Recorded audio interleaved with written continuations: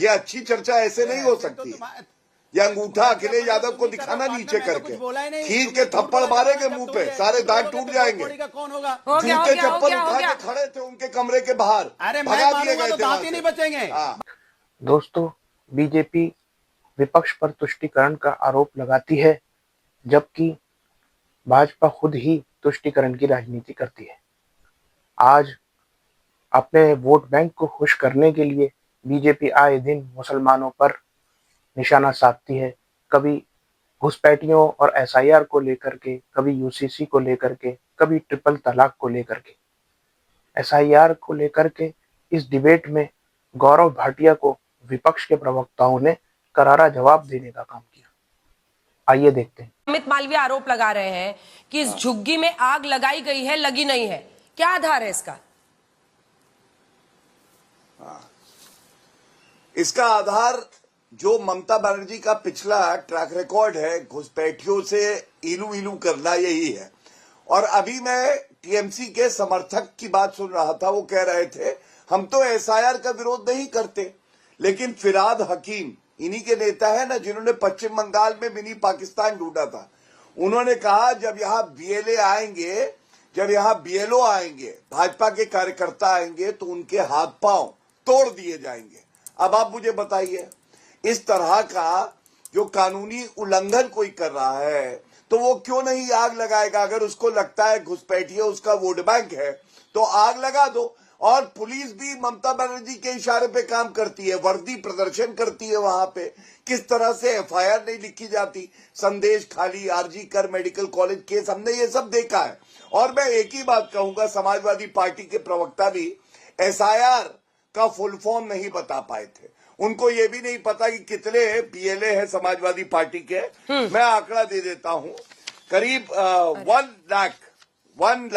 1,40,000 के आसपास समाजवादी पार्टी के बीएलए हैं। कितनी अपील फाइल करी है नहीं बताएंगे। और ये क्यों है अंजना जी? ये देखिए, आपको मालूम है टीएमसी का नेता सुप्रीम कोर्ट के सामने है, कांग्रेस के नेता सुप्रीम कोर्ट के सामने है, समाजवादी पार्टी का नेता सुप्रीम कोर्ट के सामने। विपक्ष इसको एनआरसी कह रहा है।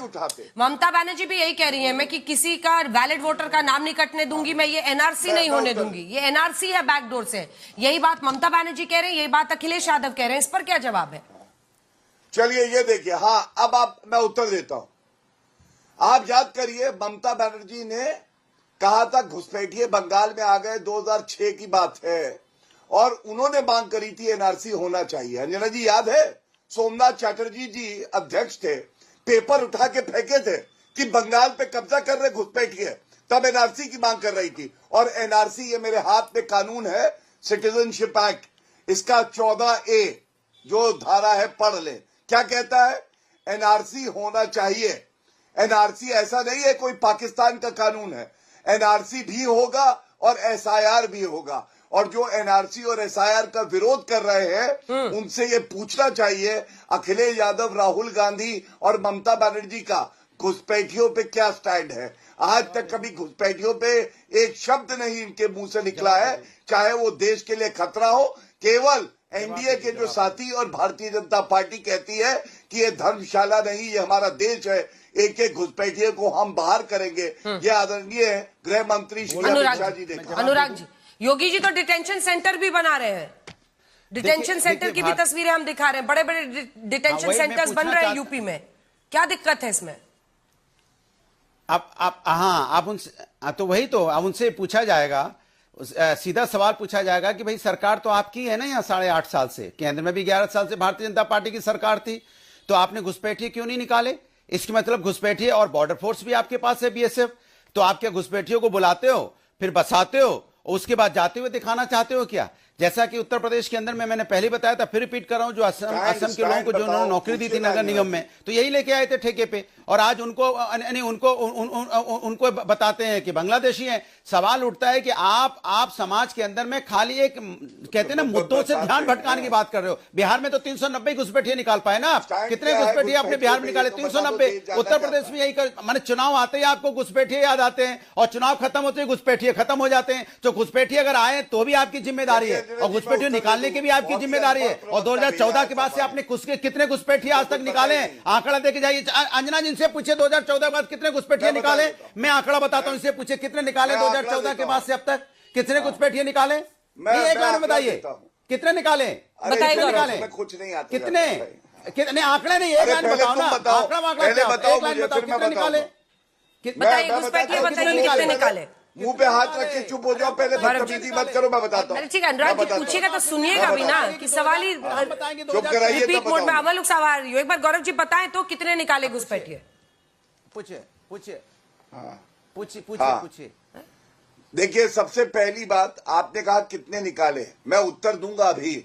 मैं समाजवादी पार्टी की टूटी साइकिल जैसा प्रवक्ता नहीं हूं जिनको एसआईआर और एसआरओ के बारे में पता नहीं है। अब सुनिएगा, 2 करोड़ घुसपैठिए, 2 करोड़ घुसपैठिए।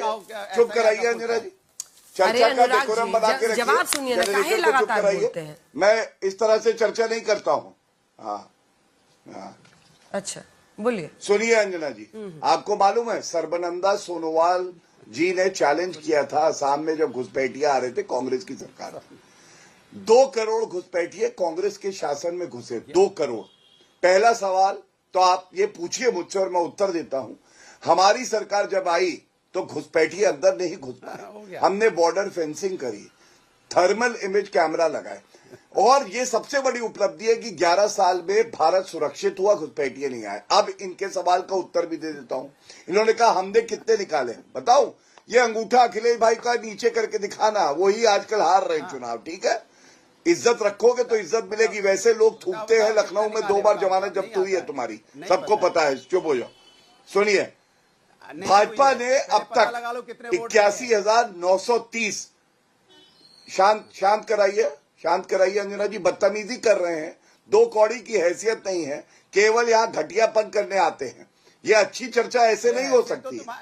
ये अंगूठा अखिलेश यादव को दिखाना नीचे करके, खींच के थप्पड़ मारेंगे मुंह पे, सारे दांत टूट जाएंगे। जूते चप्पल उठा के खड़े थे उनके कमरे के बाहर, भगा दिए गए थे, दांत ही नहीं बचेंगे।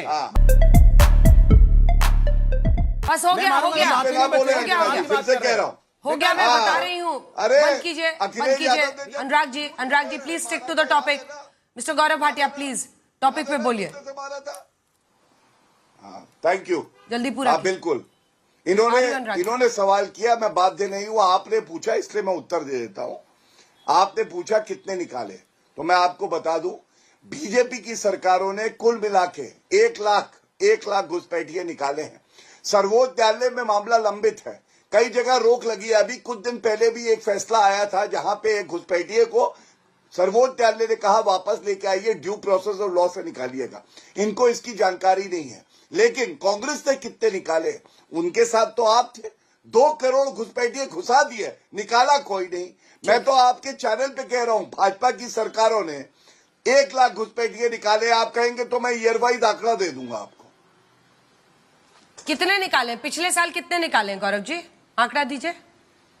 1 लाख मैं आपको बता रहा हूं। हाँ लीजिए, मैं आपको बता देता हूं। 2000 से 2004 के बीच में 81,930 निकाले।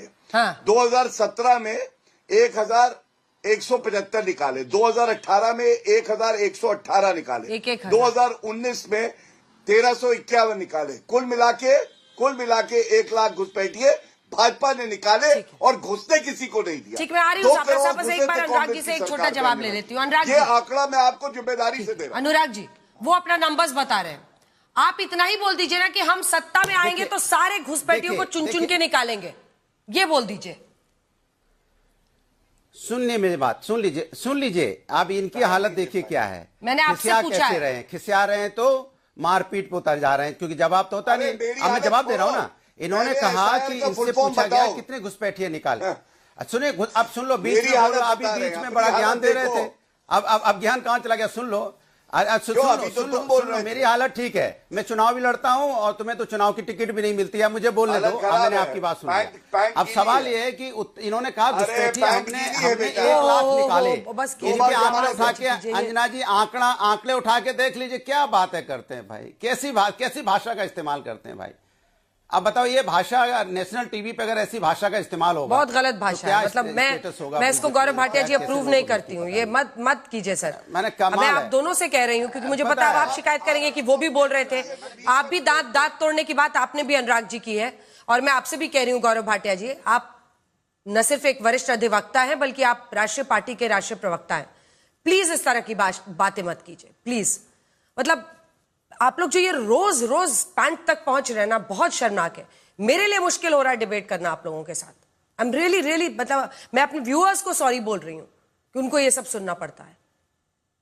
अनुराग जी, आप कोई निजी टिप्पणी उन पर नहीं करेंगे और मेरे सवाल का जवाब दीजिएगा। जलेबी बनाना बंद कीजिए, खुलकर बोलिए कि हाँ हम सत्ता में आएंगे तो एक एक घुसपैठिए को चुनकर निकालेंगे।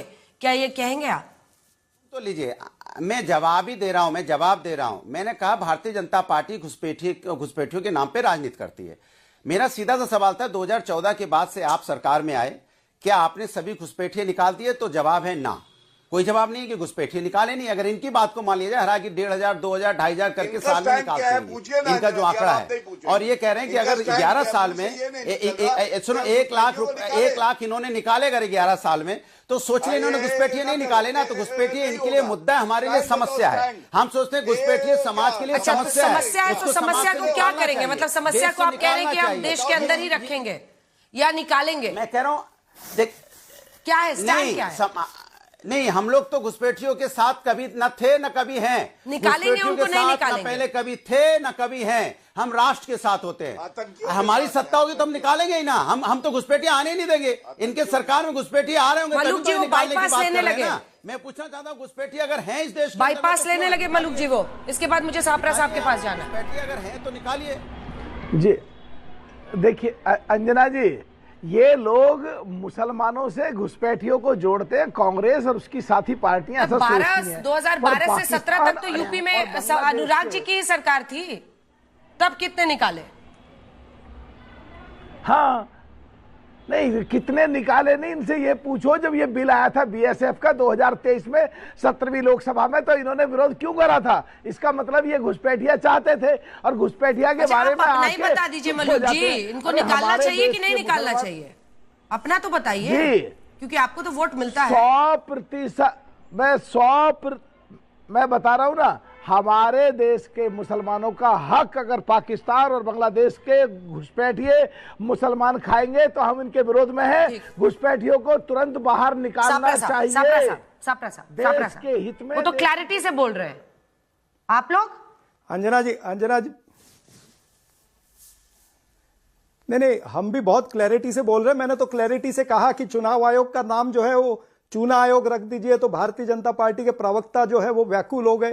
भाई हम तो उसकी प्रक्रिया पर सवाल उठा रहे, जो ओपी रावत जी ने उठाया, कुरैशी जी ने उठाया, अशोक लवासा जी ने, पूर्व आयुक्तों ने भी उठाया है। अब घुसपैठिए पे आता हूं। घुसपैठिए की बात करते हैं, पहले तो इनके आंकड़े 1 लाख के वो गलत है। इनके शासन में पार्लियामेंट में उत्तर है कि 2800 या 3000 मात्र घुसपैठिए इन्होंने निकाले हैं 11 वर्षों में। और दूसरी बात, आसाम में 2019 में आपने एनआरसी किया था ना, उसमें कितने आपके जो एनआरसी का टेस्ट पास नहीं हुआ कितने थे? 19 लाख। अब मेरे समय में घुसपैठ मत करिए, मेरे समय में घुसपैठ अभी बंद करिए। सुनिए, मेरे समय में घुसपैठ बंद करिए। 19 लाख वहां पर जो है टेस्ट पास नहीं हुए। आपने 19 लाख में से एक को भी नहीं निकाला। झूठ बोलते, ये शगुफा है। तो दोस्तों, आपने देखा किस तरह गौरव भाटिया नेशनल टेलीविजन पर बैठकर बदतमीजी करते हैं और विपक्ष के प्रवक्ताओं को डराने का काम करते हैं। ये लोग घुसपैठियों का मुद्दा अपने वोट बैंक को खुश करने के लिए और जनता का ध्यान मुद्दों से भटकाने के लिए करते हैं। अभी बिहार में SIR हुआ जिसमें 400 घुसपैठिए निकाले गए, जिसमें अधिकतर नेपाल के नागरिक थे। दोस्तों, इस पर आपकी क्या राय है? हमें कमेंट्स में ज़रूर बताएं और हमारे चैनल को सब्सक्राइब भी करें।